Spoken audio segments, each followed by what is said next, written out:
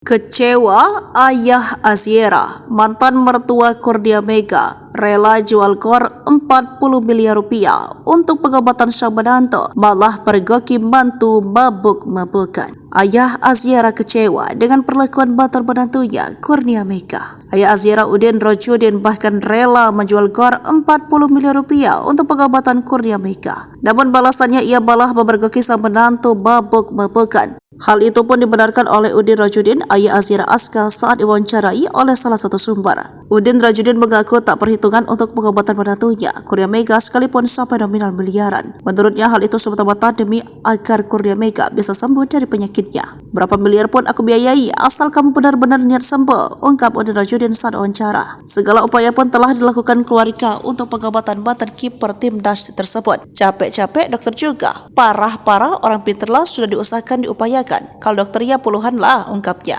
Sayanglah kami keluarga pun sayang sama dia, sambungnya. Namun kebaikan itu justru dibalas kekecewaan dengan perbuatan buruk dari Kurnia Mega. Sebelumnya di podcast Denny Sumariko, Aziera mengungkap bahwa Kurnia Mega dikatakan suka bermabuk-mabukan hingga KDRT terhadap putri dan cucunya.